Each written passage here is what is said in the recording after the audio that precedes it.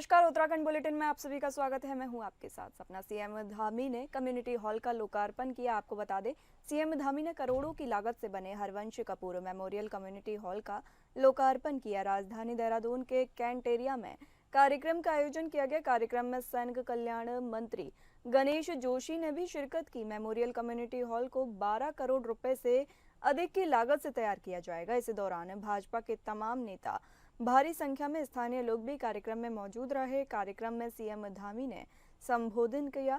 CM Dhami ने संबोधन में हरवंश कपूर के राजनीतिक जीवन को लेकर बात की। सीएम धामी ने बताया कि Harvansh Kapoor memorial community hall के निर्माण से कई तरह के कार्यक्रम आयोजित होंगे। इससे लोगों को भी काफी फायदा मिलेगा। उनका कहना है कि सरकार लगातार आम लोगों के हित के लिए कदम उठा रही है। हॉल का निर्माण मसूरी देहरादून विकास प्राधिकरण ने करवाया है। देखिए, कल तो मैंने लुलडी के अधिकारियों की समीक्षा की थी और मैंने कहा था कि हमारी जितनी भी सड़कें हैं, क्योंकि मसूरी एक विश्व प्रसिद्ध पर्यटक स्थल है, भारत के नहीं विश्व से भी वहाँ पर आते हैं, तो वहाँ की सड़कें दुरुस्त होनी चाहिए, ठीक होनी चाहिए, क्योंकि सीजन लगभग शुरू हो गया है और मुझे पूरा भरोसा है जिस प्रकार से हमारे अधिकारी कर्मचारी काम कर रहे हैं, सड़कें दुरुस्त होंगी और जब वो यहाँ पर आएंगे एक छाप लेकर मसूरी के यहाँ से जाएंगे। ये अधिकारी द्वारा निर्देशित। इसी के साथ ही हमारे संवाददाता सतीश कोठारी हमसे जुड़े हैं। आपसे जानेंगे, जैसे कम्युनिटी हॉल बनकर कब तैयार हो जाएगा और इसका क्या उद्देश्य है? कम्युनिटी सेंटर जो हरबंस कपूर जी हैं उनकी याददाश्त में बनाया गया है। ये हरबंस कपूर बहुत सीनियर, बहुत पुराने विधायक हैं। उत्तराखंड में सबसे ज्यादा अगर मैं बात करूं तो हरबंस कपूर विधायक रहे हैं सबसे ज्यादा बार। तो उनको लेकर वो जो उनकी वाइफ इस समय विधायक हैं गढ़ी कैंट की, तो उन्होंने ये मांग करी थी कि उनकी स्मृति में जो है एक कम्युनिटी हॉल बनाया जाए और उसका जो है कल शिलान्यास था। और काफी जो सीएम धामी ने कहा कि जो उनकी प्रदेश के प्रति या अपने क्षेत्र के प्रति जो भावनाएं थी उसको लेकर जो है उन्होंने काम किया और जिस तरीके से उन्होंने अपने विधानसभा क्षेत्र में काम करा, तो उसको लेकर काफी सोच थी कि जो है एक कुछ ना कुछ ऐसा मेमोरियल बनाया जाए कि जो हमेशा याद रहे वो क्षेत्र की जनता को। तो कम्युनिटी सेंटर बनाया गया और ये जल्द ही तैयार होगा। बहुत अच्छा जो ये बनाया गया, ये मसूरी विकास प्राधिकरण की तरफ से बनाया जा रहा है और बहुत ही अच्छा और बहुत ही याददाश्त होगा। और क्योंकि जिस तरीके से हरबंस कपूर ने क्षेत्र में काम करा, जिस तरीके से जो क्षेत्रीय विधायक जो हरबंस कपूर थे वो उन्होंने जिस तरीके से पब्लिक में जाके एक मैसेज दिया था, अपने स्कूटर पे जाया करते थे वो क्षेत्र की जनता के पास, और जिस तरीके से कोई भी चाहे कोई जन्म ले, चाहे कोई मरे, चाहे जिस छोटे छोटे कार्यों में भी वो हरबंस कपूर पहुंचाते थे, चाहे रात हो दिन हो, तो उसकी याद में बनाया गया ये कम्युनिटी सेंटर। एक बहुत बड़ी चीज होगी गढ़ी कैंट विधानसभा के लिए। जी सतीश, बहुत बहुत धन्यवाद। हमारे साथ बने रहिए, आपसे और भी जानकारी आगे लेंगे।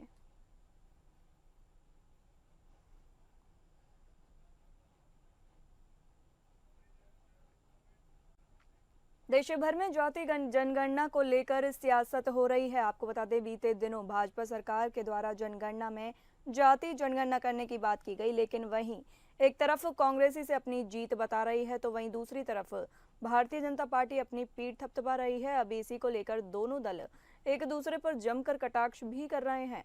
कांग्रेस प्रदेश संगठन उपाध्यक्ष सूर्यकांत धस्माना ने कहा कि जब संसद में नेता प्रतिपक्ष राहुल गांधी जाति जनगणना की मांग कर रहे थे, जब भाजपा के तमाम नेताओं ने उनका विरोध किया और कई प्रकार की बातें भी की, लेकिन अब भाजपा को विपक्ष के सामने घुटने टेकने पड़े और विपक्ष की बात भी माननी पड़ी, तो अब भाजपा इसका श्रेय लेने की होड़ में है। लेकिन जनता जानती है कि जाति जनगणना को लेकर किस दल का क्या योगदान है। कांग्रेस का क्या कहना है? अरे कांग्रेस का तो सबसे पहला स्टैंड यही था। कांग्रेस के नेता राहुल गांधी जो इंडिया ब्लॉक के पार्लियामेंट के अंदर नेता हैं, लोकसभा में विपक्ष के नेता हैं, उन्होंने संसद के अंदर ही ऐलान किया था कि हम जातीय जनगणना करवा के रहेंगे, इस संसद से ही पास करवा के रहेंगे। यह ऐलान किसका था? राहुल गांधी का। राहुल गांधी के इस ऐलान पर अनुराग ठाकुर का बयान याद करिए, स्वयं प्रधानमंत्री नरेंद्र मोदी जी का बयान याद करिए, पूरी भारतीय जनता पार्टी के एक एक नेता का जातीय जनगणना के खिलाफ जो जहर उन्होंने उगला उसको याद करिए। उसके बाद कांग्रेस के दबाव में, अगर विपक्ष के दबाव में जातीय जनगणना का निर्णय केंद्र की सरकार करती है और उसके बाद अपनी पीठ थपथपाती है तो हमें कोई ऐतराज नहीं है। इसी के साथ ही हमारे साथ लगातार बने हुए हैं सतीश कोठारी, हमारे संवाददाता। आपसे जानेंगे, जातीय जनगणना को लेकर बीजेपी कांग्रेस में क्रेडिट वार शुरू हो गया है। इसमें कांग्रेस बीजेपी में कौन किस पर भारी नजर आ रहा है? देखिए, मैं बात करूं जाति जनगणना की, तो जाति जनगणना जो हकीकत ये है कि वो केंद्र में जो है राहुल गांधी और कांग्रेस का मुद्दा था। और सच्चाई है, इसमें कोई दोहराई नहीं है कि जो ये राहुल गांधी बहुत बार ये मुद्दा उठा चुके थे जो जाति जनगणना के लेकर, और उन्होंने जो है जनसभाएं भी करी है राहुल गांधी ने और कांग्रेस ने जो है जाति जनगणना। तो भाजपा ने सवाल उठाए थे कि ये अब जात के हिसाब से बांटना चाह रहे हैं, कांग्रेस जो है जात के हिसाब से बांटनी चाहती है, कांग्रेस जो है वो हिंदुस्तान की जनता को। लेकिन आज जो है बैकफुट पर आके जो है भाजपा को खुद जाति जनगणना करवानी पड़ी और जगह जगह प्रेस कॉन्फ्रेंस करवानी पड़ रही है कि भाजपा जो है जाति जनगणना करवा रही है। लेकिन ये सच्चाई है कि ये कांग्रेस का मुद्दा है। आज भले क्रेडिट भाजपा ले रही हो, लेकिन जिस तरीके से जो है कांग्रेस ने ये मुद्दा उठाया था, ये सरकार को बैकफुट पे आना पड़ा और जाति जनगणना करवानी पड़ी। और आज जो है हर जिले में, हर प्रदेश में जो है भाजपा जो है जाति जनगणना को लेकर जो है प्रेस कॉन्फ्रेंस कर रही है और पब्लिक को मैसेज दे रही है कि भाजपा ने ये जाति जनगणना वाला मुद्दा उठाया और जाति जनगणना करेगी। और उस हिसाब से जो है आगे जो है जो आरक्षण की बात आएगी तो आरक्षण किस हिसाब से दिया जाए, क्या दिया जाए, फिर उस पर अमल किया जाएगा। जी बहुत बहुत धन्यवाद सतीश, हमें जानकारी देने के लिए।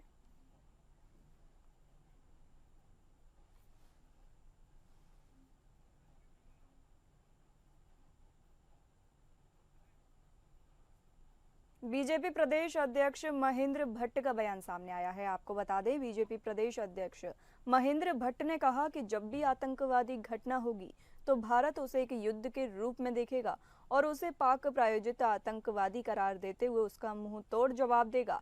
आगे उन्होंने कहा कि हमारा उद्देश्य आतंकवादियों को मिट्टी में मिलाना था और हम अपने उद्देश्य की ओर आगे बढ़ रहे हैं। आगे महेंद्र भट्ट ने कहा कि हमने पाकिस्तान के 6 एयरवेज और पाकिस्तान एयर डिफेंस सिस्टम को हमारी सेना ने नष्ट कर दिया है। पाकिस्तान के एक भी मिसाइल और ड्रोन को भारतीय सीमा के अंदर घुसने भी नहीं दिया गया। वहीं भारतीय सेना के हमले में आतंकवादी के टॉप कमांडर मारे गए हैं और कई आतंकी ठिकानों को भी नष्ट कर दिया गया। हमारा उद्देश्य आतंकवादियों को मिट्टी में मिलाना था, उस उद्देश्य की ओर हम आगे बढ़े। और जब उनके द्वारा कोई क्रिया हुई तो हमने उसमें अपनी प्रतिक्रिया देना स्वाभाविक था। 6 एयरवेज हमने नष्ट किए, एयर डिफेंस के सिस्टम को हमने खत्म किया, पाकिस्तान के एक भी ड्रोन और मिसाइल को धरती पर नहीं उतरने दिया। आतंकवादियों को के जो टॉप कमांडर थे वो आज दुनिया छोड़कर चले गए हैं। आतंकवादी ठिकानों को हमने नष्ट किया है। और कल सीज फायर से पहले जब ये नीति बनी कि हम किस आधार पर कर रहे हैं, तो हमने कहा जब भी आतंकवादी घटना होगी उसको एक युद्ध के रूप में भारत देखेगा और किसी भी तरीके से आतंकवाद को कम से कम बर्दाश्त नहीं किया जाएगा। पाकिस्तान प्रायोजित वो आतंकवादी कहलाएगा और उसका उत्तर हम जिस प्रकार से आज दिया है इसी प्रकार का उत्तर हम आगे भी देंगे। ऑपरेशन सिंदूर पर देश में जश्न का माहौल है। आपको बता दें, पाकिस्तान के खिलाफ ऑपरेशन सिंदूर के तहत भारत की ओर से किए गए एयर स्ट्राइक के बाद देश भर में जश्न का माहौल है।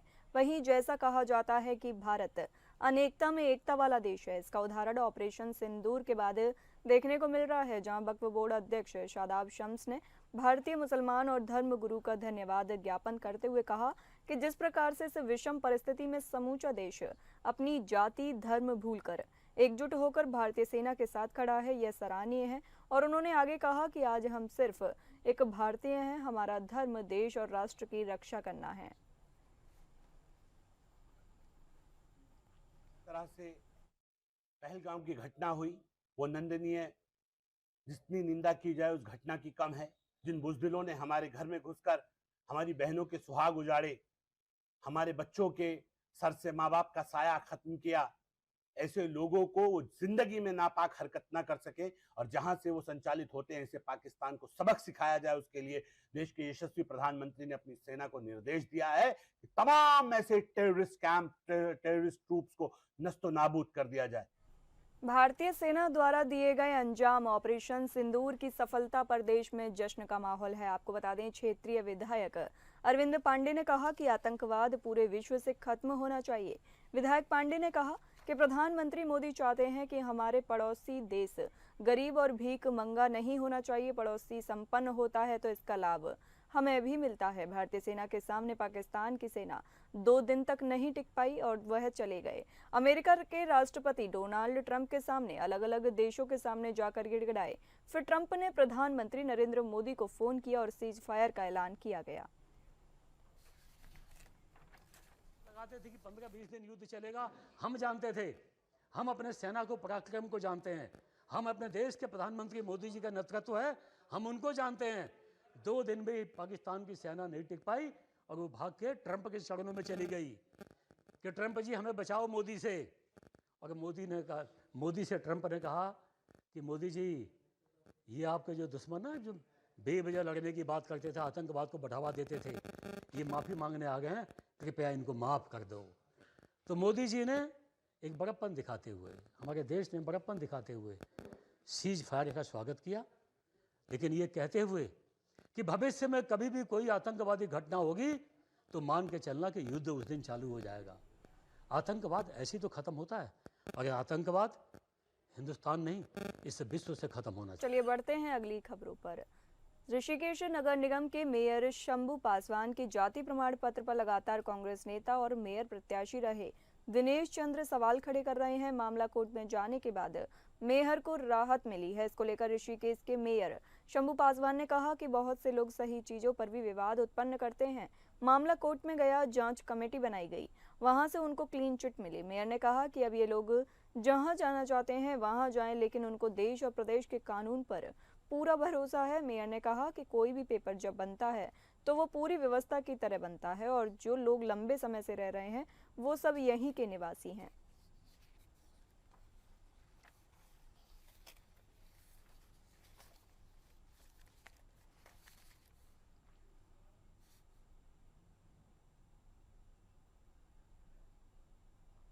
ऋषिकेश नगर निगम के मेयर शंभू पासवान और नगर आयुक्त शैलेंद्र नेगी में विवाद शुरू हो गया था, जो अभी तक थमने का नाम नहीं ले रहा है, और बताया जा रहा है कि जीपीएस गाड़ी को लेकर ये विवाद शुरू हुआ है। इसी के बीच आज ऋषिकेश मेयर शंभू पासवान अपने निजी वाहन से भाजपा मुख्यालय देहरादून पहुंचे और नगर आयुक्त पर जुबानी हमला करने से भी नहीं चूके।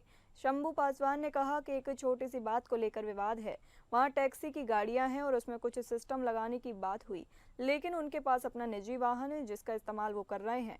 इसके साथ ही उन्होंने कहा कि नगर आयुक्त अच्छे आदमी नहीं हैं और पूरे प्रदेश में नगर आयुक्त बदले जाते हैं, लेकिन लगभग 2 साल से यही नगर आयुक्त हैं और जिस घर में रहते हैं, घर में पति से झगड़ा नहीं किया जाता, छोड़ना भी नहीं है, रहना भी वही है। साथ ही मीडिया के एक सवाल पर उन्होंने कहा कि उन्हें जीपीएस लगी गाड़ी से दिक्कत है।